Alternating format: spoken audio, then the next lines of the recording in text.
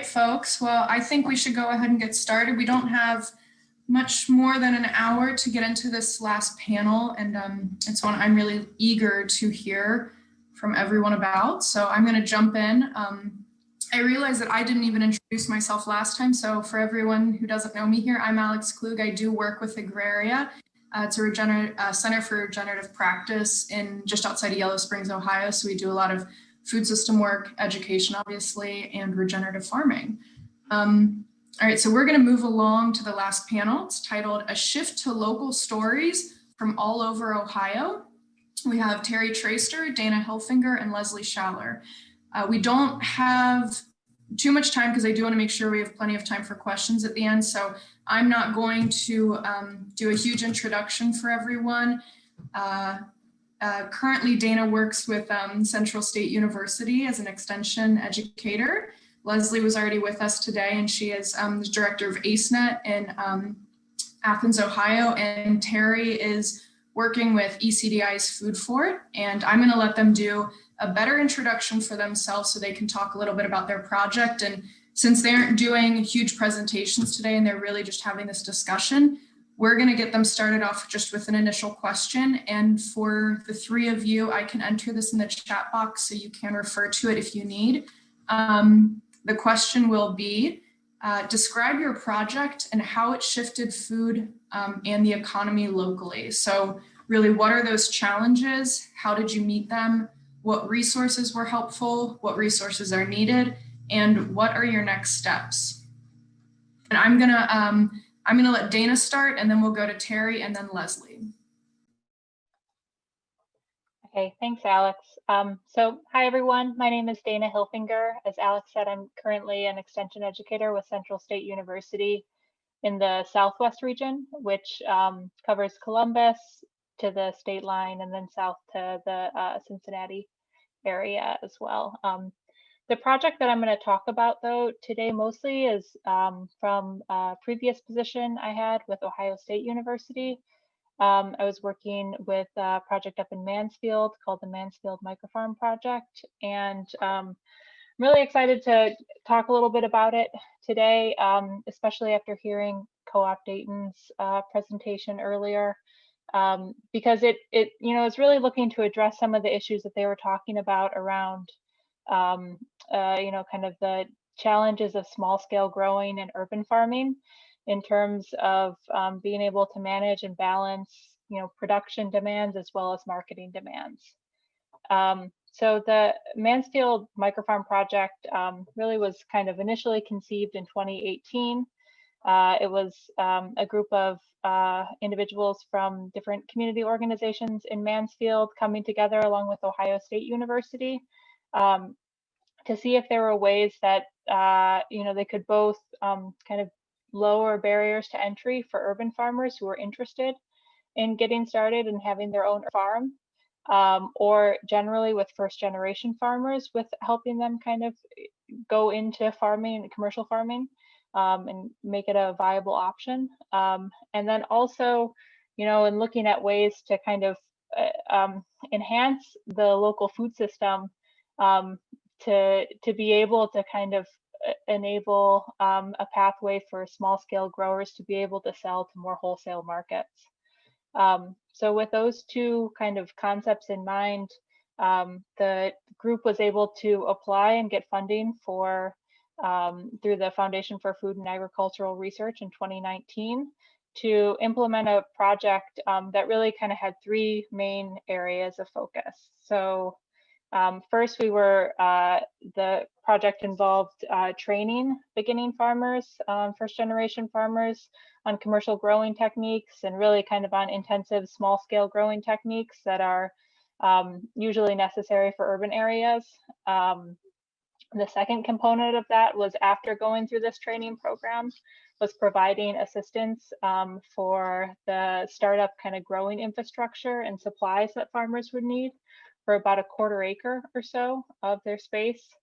And then the third component, which might be most relevant for today, was in providing support for that group to be able to form a marketing cooperative that would both kind of coordinate their crop plans where the growers would work together to be able to coordinate their crop plans, and then to be able to market their product through wholesale and also direct to consumer channels if they decided to. Although primarily, I think the initial target was really wholesale. So I was involved in both the training aspect of the program. I developed and ran the training program for the growers during the first year, and then also set up their aggregation and marketing production planning process. And a lot of my background is in organic small scale vegetable production, so had experience with both of those, a lot of experience. So I think, some of the kind of things that we learned through that process, and I was involved with that project for 2 years. The grant is still ongoing, so they're finishing up their 3rd year right now up in Mansfield. But I think, some of the things that we really learned around like what the challenges were with the training program. We set it up to be about an 8-month program to train beginning farmers. These were individuals who really didn't have, who certainly had aspirations for being able to farm, but didn't have as much experience. And so I think one of the lessons learned from my experience was that 8 months is probably a little bit too short to really give individuals the opportunity to experience farming and to feel kind of really empowered and confident going out and starting their own operation after that point. And so it still kind of felt like we were throwing them off into the deep end after that, even though we did have additional support kind of going through. So in some of the programs that I'm working with now at Central State, I think it was mentioned before already, the incubator farm project that we have in the Southwest. We are designing that program to be a 2-year program, kind of as a way to provide a little bit of a longer launch pad for farmers to be in that incubator phase. I think some of the other, kind of really important like resources that we found helpful with the project up in Mansfield and getting that off the ground.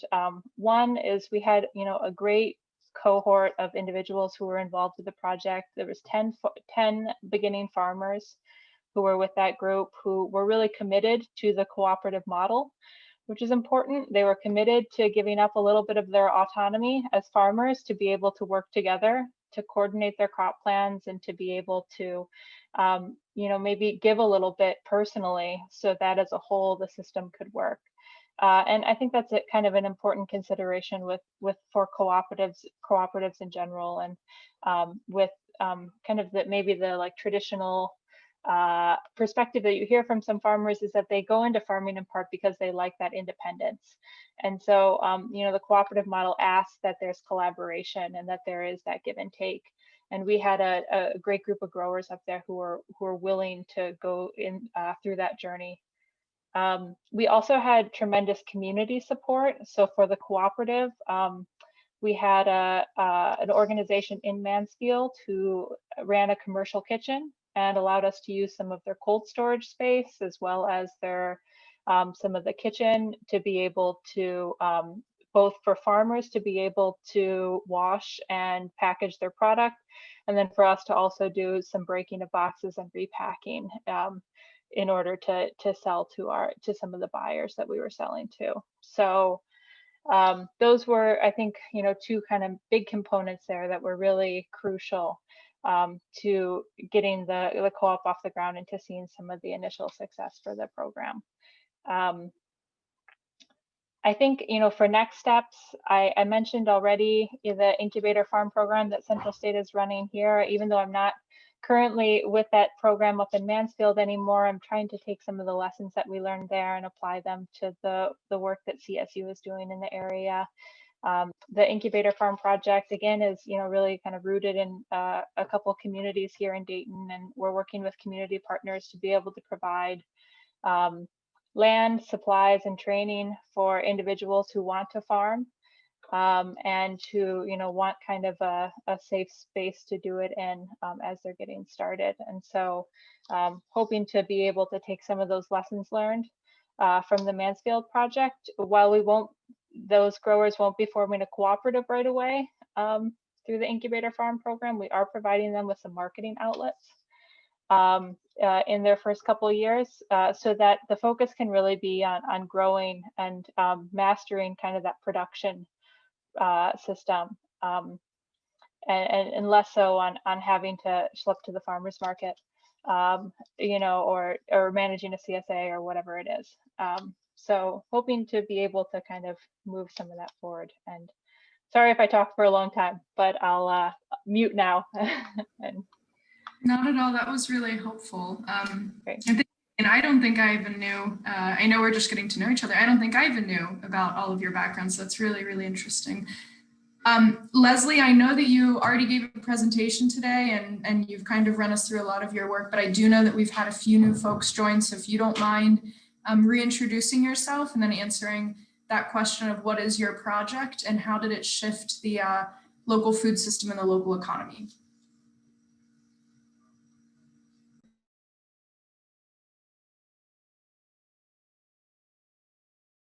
Oh, Leslie, you're still muted. Oh, yes. Am I unmuted now? Perfect. Okay, great. So thank you, Alexandra. I am going to use some slides as kind of the control factor for my time. We'll see how I do. But as was mentioned earlier, I'm the Director of Programs for the Appalachian Center for Economic Networks, and I've been affiliated with ACENET since our formation in 1985. And, you know, just to get that sense of the ACENET community kind of at a glance, we are headquartered in the county of Athens. We have food and farm enterprise centers, both in the city of Athens and the city of Nelsonville. But we really identify our service area as the Appalachia, Ohio counties. That said, we've done a lot of this work with partners across the state of Ohio, and we typically have sometimes as many as a dozen different project partners in Central Appalachia. So a lot of work in West Virginia, Eastern Kentucky, Southwest Virginia typically, and then more recently I've been doing a number of projects in the Shenandoah Valley. So it's hard to say, are we a project or are we a model?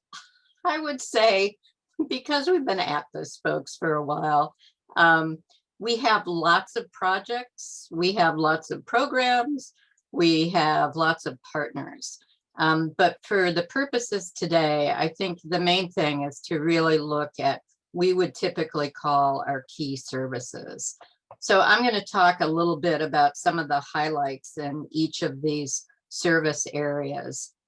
We've always done direct training to food and farm entrepreneurs. So a lot of one-on-one business counseling.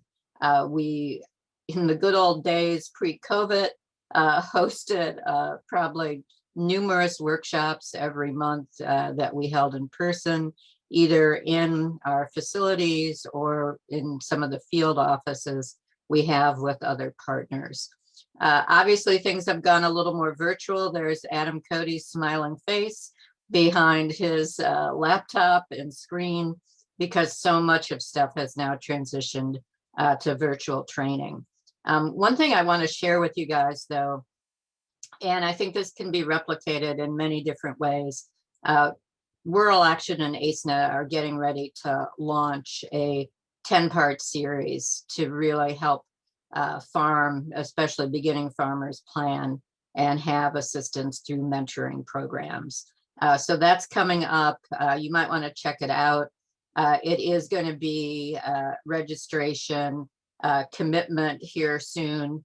But I think we're open, you know, if other people would be interested in learning more about this training program and our ability to replicate it in other places. So ACENET, you know, the Food Venture Center opened in 1996. We have all different types of food and farm entrepreneurs using our central kitchen, our FDA processing room, our packaging room. We have what seems like a relatively small storage and warehousing area. It's about 3,200 square feet. And since we opened in 1996, we've had over 400 businesses. utilize this facility. There are typically 80 to maybe even this year, I think I haven't done the count yet for 2020. We may have had even over 90 different food and farm businesses utilize the Food Ventures Center. And some of them are very seasonal, but some of them are anchor tenants who are in production multiple days a week, 52 weeks out of the year. What's unique about our facility, though, is that we've always focused on FDA processing. These are pretty ancient photographs, actually, of our thermal processing room in the Food Ventures Center in Athens. We're getting ready to probably do a much larger processing line up in our Nelsonville facility. So whether it's meat, whether it's bottled products, whether it's packaged products, I think the secret sauce to our success for our network of entrepreneurs has been really access to markets and distribution.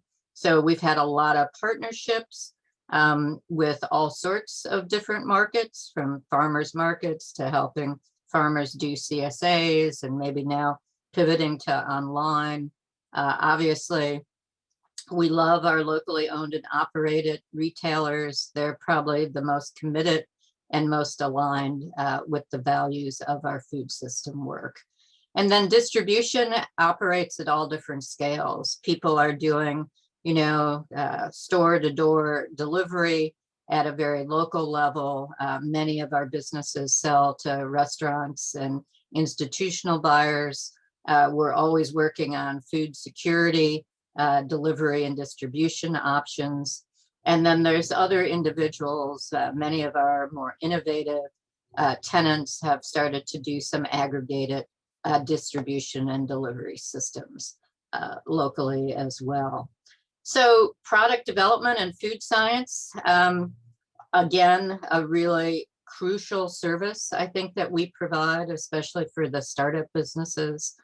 In the middle, there's some new product development work. Those are beet patties, veggie patties that Becky Clark at Pork and Pickles is developing.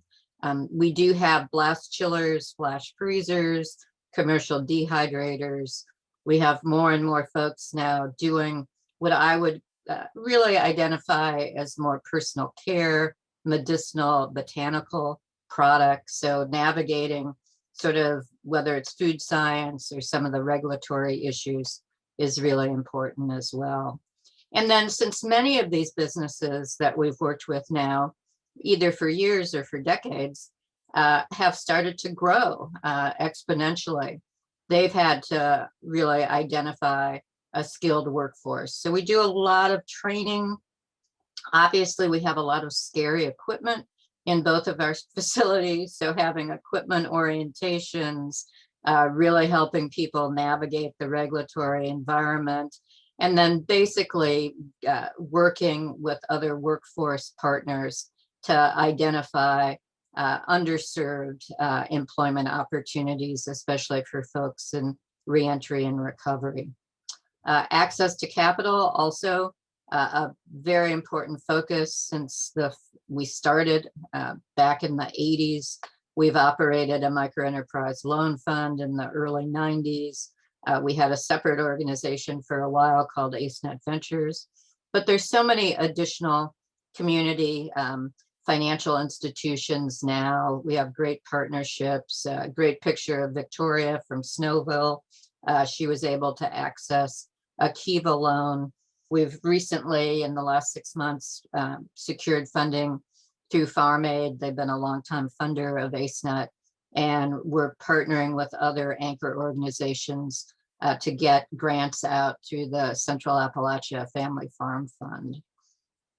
So some of the challenges and resources, the big challenge for us, quite frankly, in Appalachia, Ohio, is just entrenched regional poverty. Athens County, typically 33% of our residents live below the poverty line. Just startling food insecurity. COVID has probably only exacerbated that even more in the last 12 months. And then I think, this is maybe the jaded program officer piece for me. But it just seems like we have to do nonstop buy local messaging. You know, that seems like at times a challenge. Updating that information, reconnecting with our existing customer base, and then just hopefully welcoming, especially now that we've had some pandemic positives where folks who maybe were never active eater owners within our local food economy have now done that shift. So the messaging piece, it's both a blessing and a curse at times. The other challenge for me particularly is we just can't grow infrastructure fast enough. So 20,000 square feet of food and farm processing, aggregation, and distribution in Nelsonville. The Food Venture Center is over 12,000 square feet. One of our other kitchen incubator opportunities on our Athens campus is dedicated square footage in one of our other buildings. In fact, that's where Scheibach Seed and Mill got started, although they graduated ages ago. So trying to constantly reinvest in our infrastructure. We work with low-income entrepreneurs. So these are folks who do not have deep pockets. We try and create very affordable use and rental agreements when they get started here. And then the shift, you know, the fickleness sometimes of market partners. Amazon buys Whole Food, corporate Kroger changes what they would identify as purchasing local. You know, a lot of ongoing challenges there. And then access to capital, you know, not only is it a struggle for us sometimes as the community-based economic development organization, we've tried to use crowdfunding and community capital innovations, and we have great locally owned banks that lend to our entrepreneurs. But for low income, for Black, Indigenous, people of color, and startup entrepreneurs, accessing capital is still a big challenge. And then there's just a lack of policy consensus. We need more advocates at the community-based level. We need to connect that grassroots work, and we really need to lift the voice in terms of what we need to create a healthy food system that creates health and wealth within our communities. So, you know, change of administration again. I think I have some old friends who are back at USDA that I look forward to working with. And then I think, you know, at the statewide level, there's a lot of groups doing this work, but sometimes our voices are not connected enough to really get the attention of agencies, the influentials, the elected officials. So some of the resources, and I would say even next steps on our horizon, the healthcare partnerships. We are just absolutely delighted to see CSU come into this space and look forward to working with more and more of their extension staff and programs. And then for us, the biggest resource is just the network connections. We're a member of the Central Appalachian Network. We work with a lot of other food and farm associations and networks across the US. So using and tapping into those resources, whether it's folks running food hubs or kitchen incubators or doing sustainable agriculture, policy building, you know, lots of stuff going on there resource-wise. And then I keep, you know, talking about whatever the next normal looks like, and how do we take some of these, perhaps what I like to refer to as pandemic positives, and put them to good use to get folks who maybe woke up to the beauty of local food economies, to activate them to be stronger participants maybe within the system, helping us change policy. And then, of course, putting money out into the pockets of farmers and food processors and all the market partners who are sourcing local, whatever their role is. So if you'd like to learn more, again, you can email me. Perhaps I will respond at some point. Right now, I think I get about 250 to 300 emails a day. And I feel like I spend about 8 to 10 hours a day on Zoom. So I'm quite frankly not as accessible as I would like to be. But there's incredible staff here at AceNet. You can go to our website, connect with any of our staff members, follow us on social media, subscribe to our e-newsletter. And again, it's not all about AceNet. A lot of times what you'll find, Appalachian Center for Economic Networks, is information with many of the other partners and stakeholders and funders that we work with. So it can just be an entry point. So a little bit of shameless infomercial for AceNet. And I'm going to stop sharing my screen. Great, thank you so much, Leslie. That's such wonderful information. And I'm sure anybody who wrote down those emails, they'll get a quick reply from someone at AceNet. I know you've got a good staff there. Okay, so Terry, shifting to you, and Leslie, I did appreciate you kind of pulling that language of project, because a lot of these aren't just, sort of one-off projects. These are movements. And so these are pretty big initiatives that are happening in these communities. So I'm going to not use the word project, but Terry, if you could describe your work and what ECDI and Food Port is doing in Columbus, how has that shifted the food system, the local economy, and specifically, what are your challenges and successes in doing that? Thanks, Alex, for the introduction. And let me try to share my screen here. And I'm down here in Perry County, so let me know if could you guys see my screen okay?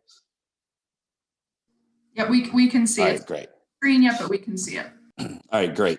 So my name is Terry Traster, and I work for ECDI, or the Economic and Community Development Institute. Our mission is investing in people to create a measurable and enduring social and economic change. What does that actually mean? To me, it means job creation. Our goal is to help people find jobs, be entrepreneurs, and create jobs there. So we do this by three main things: training, coaching, access to capital. We're a CDFI, so a community development financial institution. That's a designation from the US Treasury. We're the third largest SBA intermediary microlender, so we work with SBA a lot. And that's where we get most of our loan funds from. This is our leadership. On the left is Ina Kinney. She's the founder and CEO. She was a refugee from the former Soviet Union, so the USSR, and now known as Russia. And she came over at 12 or 13, I think, and witnessed her father really struggled getting a job. He was an engineer over in USSR and came over here, tried to get a job. He worked as a taxi cab driver for a long time, did this and that, and then really wasn't able to use his entrepreneurship expertise very well. And he finally started his own business, but she also saw the difficulty of how it was accessing capital and things like that, and how hard it was to really start a business. And that's when she started, she always saw that growing up, and she saw the need, and she started ECDI in 2004. We're a statewide nonprofit. We have offices in Columbus, that's our headquarters, Cincinnati, Toledo, Cleveland, Akron, and Canton. The number one thing that we do is that we invest. We give out loans. We have a microloan program. We give up startup businesses from $750 to $75,000, really trying to build that credit there. And we're the place that you would go if you can't get a loan from the bank. And oftentimes minority businesses or startup businesses or women or indigenous communities can't get a loan from the bank for numerous reasons. But we're here to try to help. And that's kind of like, we have lesser standards than normal banks. It could be varying interest rates. Our fixed interest rate on here is a little bit different. It's gone down quite a bit since COVID, because we've gotten additional funds that we're able to lend out as well. The second thing that we do is we educate. we have a women's business center that is the only SBA funded women's business center in Ohio. We have one in Columbus, Cleveland, and Cincinnati. We're opening up another one in Portsmouth. And during COVID, we're remote all the time. So people in Yellow Springs, Dayton area, feel free to give us a call. We provide one-on-one technical assistance. We have funds to pay for consultants. So if you're needing an accountant or a marketer or whatever it might be, we also have funds to lend out laptops. So if any business out there that doesn't have a computer at home or a good internet connection, we might be able to help with that. It's pretty cheap membership. It's $80 a month. I'm going to go through this fairly quickly to get to actually what we need to talk about, but one-on-one business coaching and whatnot. And the next thing, so we invest, educate, and innovate. And we have a few projects with innovation here. We have a Capital for Construction. It's focusing on minority contractors, but any kind of small startup contractor out there that we do kind of two main things is provide technical assistance. And then that also includes procurement opportunities. And then we also have a loan fund that is specifically for contractors out there. We also, most recent program is our social enterprise hub. So we're trying to help social enterprises, so businesses, basically, and we're narrowing down the definition of a social enterprise is intended to help the businesses grow, opportunities for individuals that face employment barriers. So think of reentry population, think of homelessness, victims of sex trafficking. So if you're a business out there that want to gain employees or hire those types of people, you guys should contact me because we have a lot of resources there when it comes to loan funds, to consultants, to things like that. So please contact me if you're interested in that. And I'll skip over that one. So the reason why I'm here today is to talk about the Food Fort. It's a kitchen incubator and accelerator program. We're inspected by the FDA, ODA, and Columbus Public Health. And one of the best things that we do is the wraparound services. So we support not only the funding, we provide the infrastructure, and then we also have the technical assistance. My colleague is a retired health inspector for the city of Columbus. He's been there and he kind of helps navigate through the red tape because we're inspected by like I said, the FDA, ODA, and public health. And depending on where you're at, you fall under different jurisdictions and different rules. And when it comes to HACCP, we could help with that. And then my background, I used to manage a bakery. I used to manage a restaurant. And like I said, when we're talking about the food economy, it's really about jobs and job creation and giving the space and the opportunity for people who might not be able to start a business because a restaurant might cost $350,000, a bakery might be similar or a couple $100,000 or depending where it is, but we provide the infrastructure and the opportunity to try out your business. So we have a few different programs, and what I call Food Fort 1.0 is the original facility. We opened up in 2011. It's a 15,000 square feet warehouse space. We have kind of 4 production kitchens. So this is kind of the beginner stage. We have 6-burner stoves. We have convection ovens. We have a 60-quart mixer, a 30-quart mixer. We have walk-in coolers, walk-in freezers. We have a flat top, and it's kind of like the beginning stage if you're a baker or a caterer, a sauce maker, just kind of the very beginning of starting out if you're just selling to farmers markets, maybe a couple small grocery stores, restaurants, or directly to the consumer. That's where this space would come in. We also have a food truck commissary. We have right now we have 15 trucks parking on site. We sell propane. We have a gray water dump. We have electricity. We have the places where you wash and rinse your dishes, sanitize your dishes, dry storage and things like that.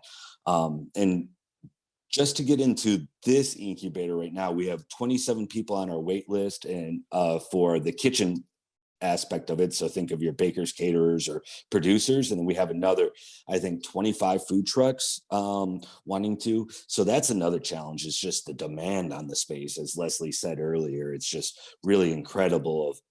We need more space. With that being said, in 2019, we had an empty lot across the street that we built what we call Food Fort 2.0. It's somewhat small. It's as big as that we could build on the site, but it's 5,000 square feet. We have 2 separate kitchens in there, and it's 3 businesses that use them. And we kind of call it 2.0 because it's the accelerator model. So it's businesses that might not need to have that much technical assistance. They're more on their way. They know their business model, they tested it and it's going well. They just need more space and more time in the kitchen. And another thing too is the ghost kitchen model. So we're here in Columbus, which is very busy, and as what you could say about Uber Eats, DoorDash, Grubhub, and things like that might not be the best for the businesses, but the businesses are using them, and they're using it as a ghost kitchen there. So talking about some opportunities and things like that, we're at the Growing Green Conference and things like that. We haven't been, being in an urban center, we haven't really had too many farm producers or gardeners use our space, but what we have had and what we need to continue to do is really reach out to them. This is a picture of Forage and Sown. Kate is the second one from the right. She's the owner and founder of it. It's very successful. She has a great online presence. She is an urban gardener. She recently grown out, and I think it's moved to Plain City and has her own space out there. But she does dried herbs for teas, jams, jellies, preserves, and has a lot of other lines out there that she uses our commercials. She brings her farm products to our facility, processes them, and was able to resell them. We've had honey producers there, and as Leslie said earlier, soap and healthcare producers, as well as growing business. So think of lotions, different soaps and hair care and things like that. The other things too that we've had, and we need to really kind of develop a little bit more and provide more support, is hot sauce. We have a hot sauce producer that uses local peppers, tomato sauce, the same thing. Pickles is another one. Dana had sold, when she was working up in Richland County, she had sold us pickles, and we've had our food trucks use those cucumbers and process them into pickles and sell them on their truck. And we've also had sauerkraut using local cabbage and different local herbs as well. Growth. A few things that I have to say about that is we're self-sustaining and revenue generating.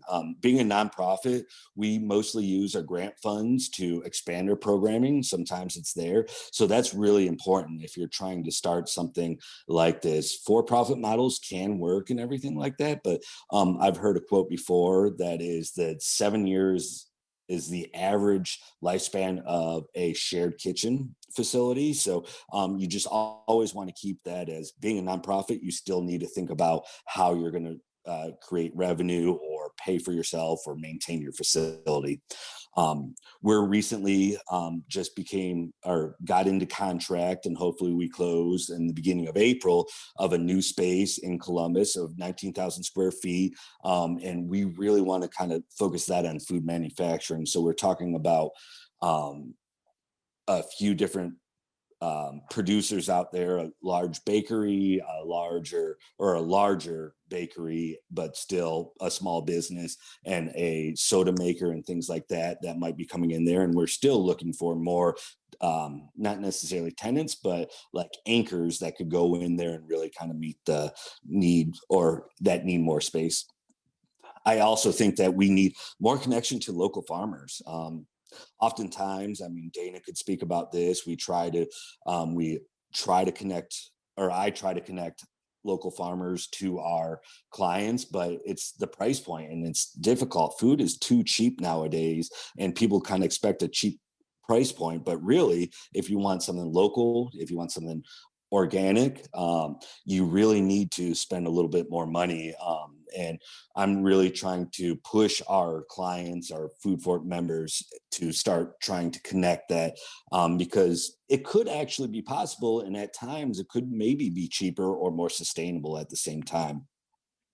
And then the last thing I would have to say is a food hub. Like, we need more of an aggregation point. We have too many people out there selling directly to consumers. Or when I managed a restaurant, I would have 4 or 5 different farmers come in each day, or up to 10 a week at times. And it was really hard to manage things like that.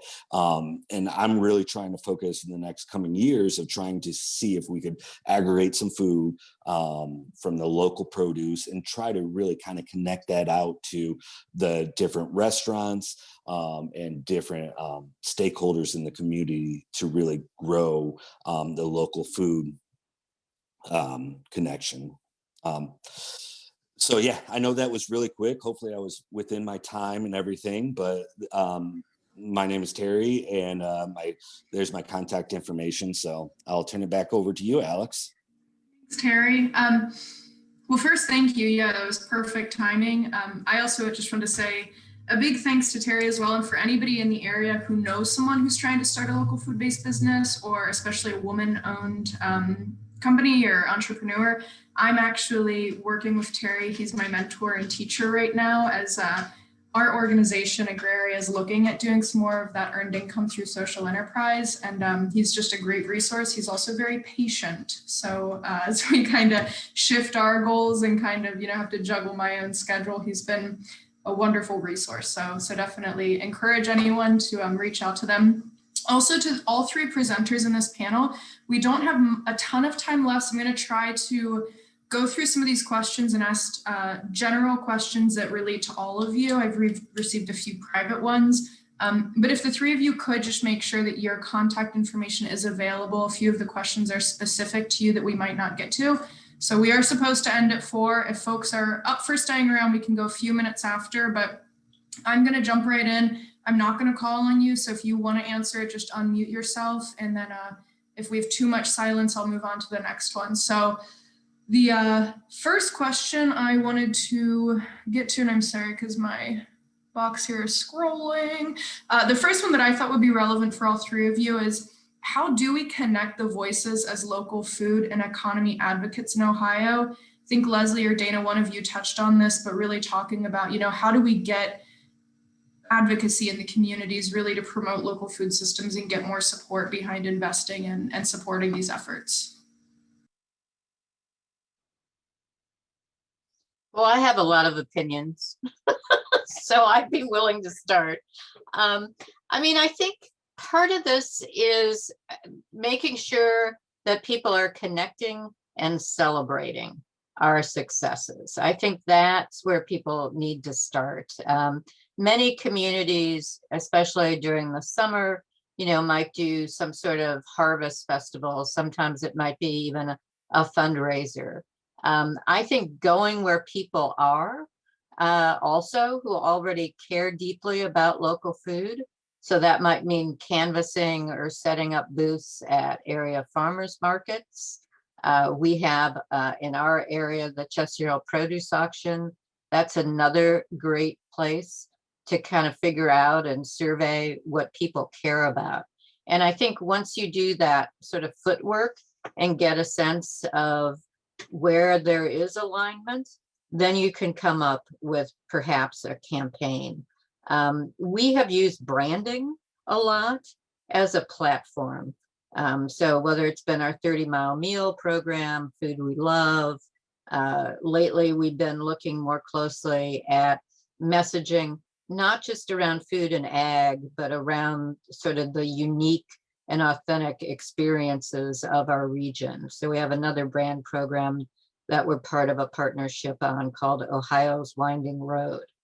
So when you get people excited about what's special and what they love, whether it's their sacred places or, you know, the food and foodways, the heritage of the region. I think that's the entry point to get people to lift their voices, because you're already finding folks with passion, and then align it, prioritize, be ruthless in your simplification of what that message is. And then, you know, might be, we have a lot of graphic designers and makers and artisans in our region. You know, they can help design that campaign if they feel part of it, and then get the word out. So it's, I don't know, it's old timey grassroots organizing to some degree. But I think going where the passion is first, and going, as I say, find your people, you know, go where people are who already have a passion for this work are, and then give them easy tools to connect and take small actionable steps. And I agree with Leslie, and also trying to encourage people to slow down and enjoy the food and respect the food is very important. Making it not just a substance thing, like, okay, well, I'm going to hurry up and eat Chef Boyardee thing and microwave it. It's really kind of settling down, and you don't need to watch the next TV show. Let's come together as a community and eat something. Yeah, and I guess one kind of other area that I would want to talk about, you know, I think a lot of times with like local food movement, sometimes the voice that's missing is the farmer. And often it's because they're like out in the field, or they're, you know, busy doing 1,000 other things. And it's not because necessarily they don't want to be involved in that conversation. So I think, you know, in order to maybe get more farmer participation, having conversations that have a clear you know, objective that farmers can see the benefit of is really important. And then secondarily, I'd say just generally, you know, being able to compensate them for their time as much as possible. If you like are wanting to engage them in conversations or get them to participate, are two areas that we've seen, I guess, success in engaging farmers when we do those kinds of things. Because that, you know, that voice from the farmer and participation, whether it's on local food councils or whatever else, yeah, often feels like it's missing. And yeah. And then if you really want to influence policy, I mean, whether this works or not, it's probably been 3 years at least. Many of the enterprise centers, the kitchen incubators, the food hubs, we got together and we did an event at the State House where people could see products, sample a lot of the specialty products that are made throughout Ohio. You know, so again, it's like show and tell. We have food, you know, it's like get people to eat it and rethink about their relationship to the food system. Absolutely. Yeah, all of that really resonates with me. I definitely, not to criticize my folks too much, they're great people and they're wonderful cooks, but I certainly grew up in that environment, you know, of we've got 18 things to do this evening, so we're going to grab Wendy's and we're going to microwave meals. And it's really, for me, that kind of cultural, you know, it's really a cultural thing to work with food and to know about how it's grown, where it comes from, the people who do that. And so I really value the work everyone's doing here to kind of to value it in that way. Again, it's not just about nutrition and making our bodies function, but it's really that holistic, you know, everything that goes into it and how it interrelates into all these different systems. Another comment I just want to bring up, and Teresa, I don't know if this is something you said or if this is a famous quote, but she did put in the comments I just really like and wanted to point out is the phrase "stand together or starve alone." I think that's a really powerful statement, so I did want to express that. Another question that I think you can all answer, and this may be our last one unless folks want to stick around, is coming back to that concept of aggregation. What can governments or nonprofits do to encourage food aggregation operations?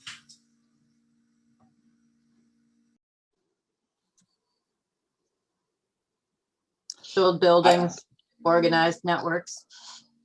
Yeah, and I would just second that, and then also just say like, hey, have a willingness to spend a little bit more money and not have your bottom line really make a difference, and also just like understand that it takes some time and it's not going to be perfect.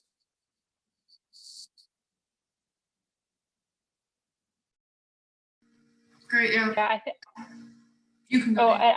Yeah, I was just going to say, I think along those lines, you know, having local governments or nonprofits, you know, directly incentivize, particularly when we're talking about like supplying produce, other local foods to areas that have traditionally been food deserts, you know, incentivizing and you know, filling kind of the gap for farmers who might want to do that, but you know, can't really afford to do it at a lower price point.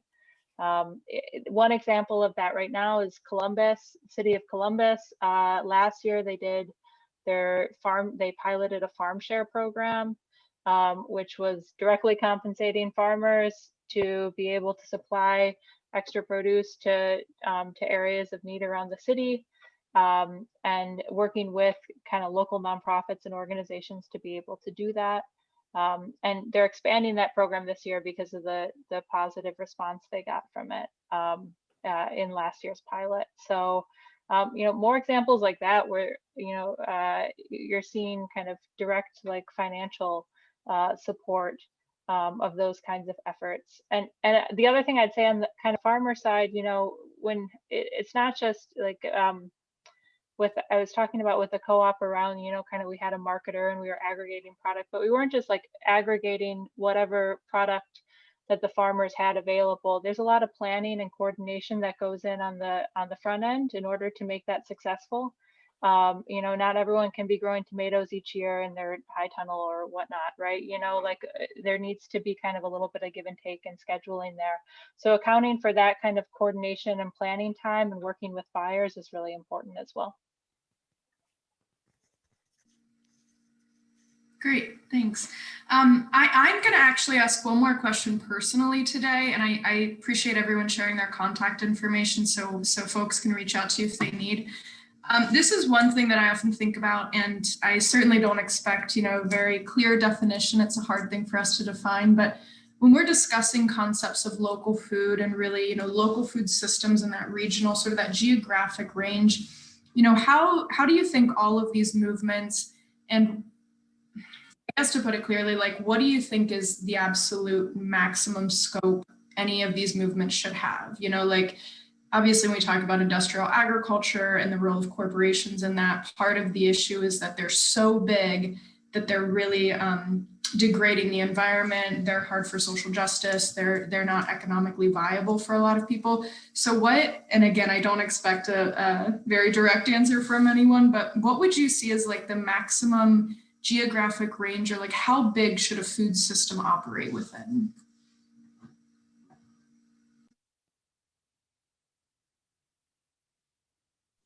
To me, I don't know if there's really as local as possible is what my question is, but also it doesn't make sense all the time. I was eating grapes just now, and that's obviously not in season in Ohio right now, but as much as you can, local as possible.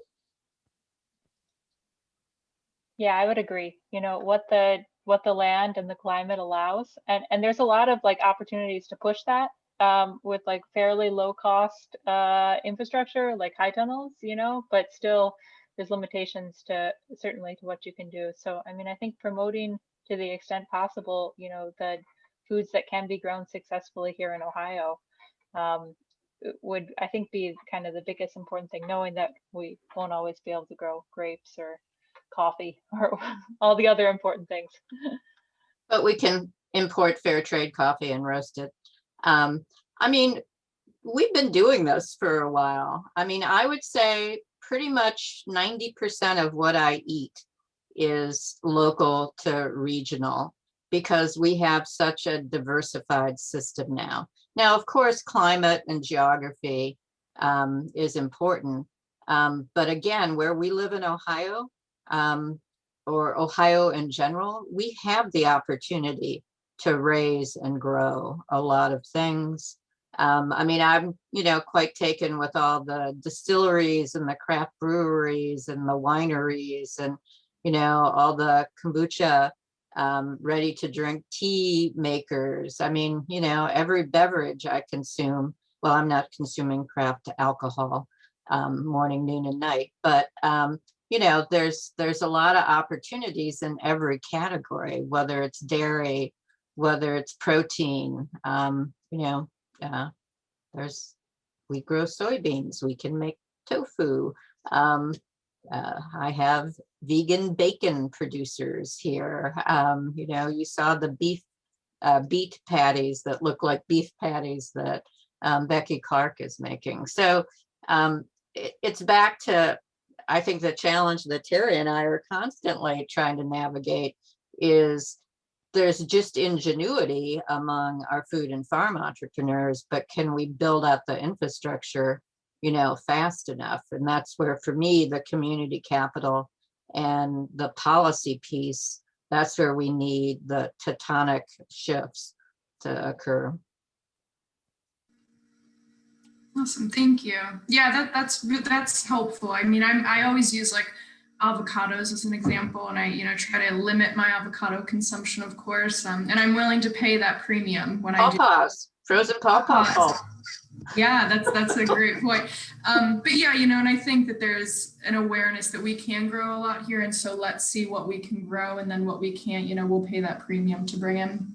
I am going to try to squeeze one more question in before we close out today, because I do think it's really important. And I think all of you can answer this, although it's specifically for Terry and Leslie. How do you target where you build local food infrastructure? So specifically kind of what Leela was referring to in the last discussion about those surveys, the surveys that they did around the bus stations, and where people wanted the grocery store geographically. How do you work within that when you're developing something in your community?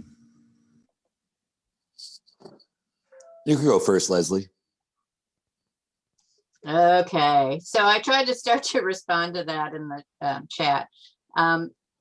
Since we opened our first kitchen incubator in '96, we probably have worked, I don't know, I need to do a good count again, with over 60 different partners, municipalities, nonprofits, community organizations to figure out food hubs, public markets, co-op grocery stores, kitchen incubators, all what I refer to as this food and farm enterprise infrastructure.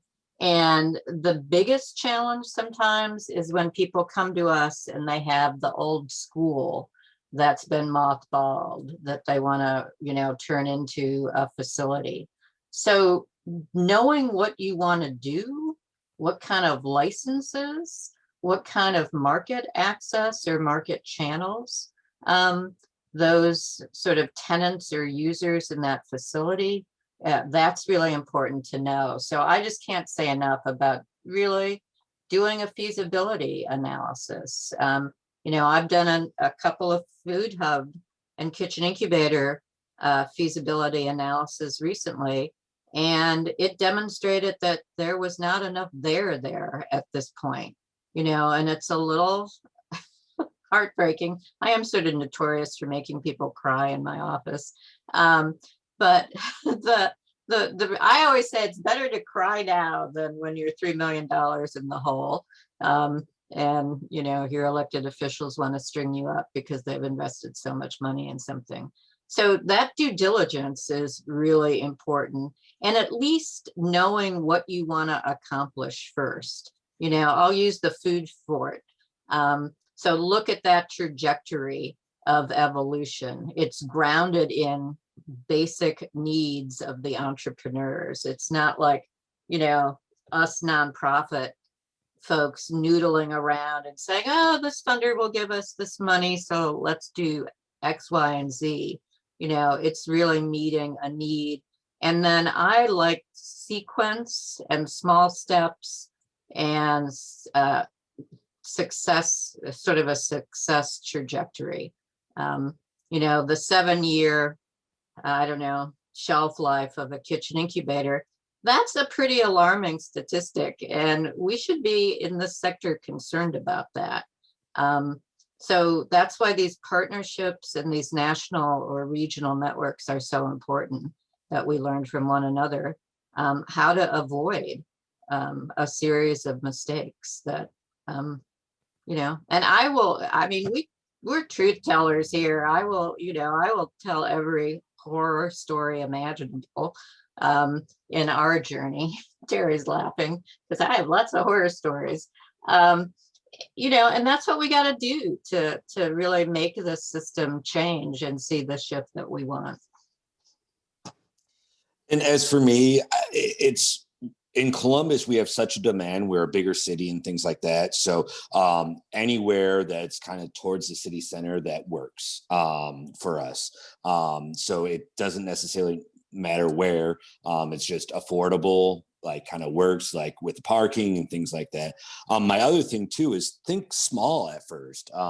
Really, like, hey, did a restaurant go out of time or out of business? Well, there might be a hood system in there. You might be able to turn the front of the house where the dining room table was into a dry storage area. You get ODA in there, and you might be, so that's where I would say start small, and then, hey, could you fill that up? Okay, well, yes, and then start going from there. So it's not necessarily like, I encourage people, build a solid foundation first. Don't dream for the stars, or don't let the big goal get in the way of some small wins first.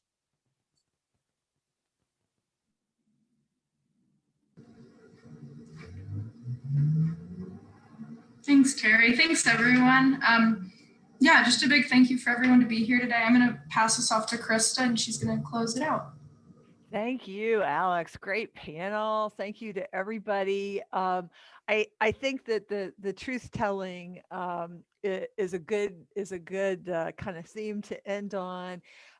You know, we got to have a healthy dose of truth along with our connecting and celebrating, and you know, have all of them, you know, at the table, so to speak, together.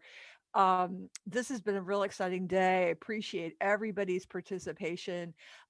Next week's session is going to focus on Agraria, Arthur Morgan Institute for Community Solutions, regenerative food and farm operation, and kind of where they're at.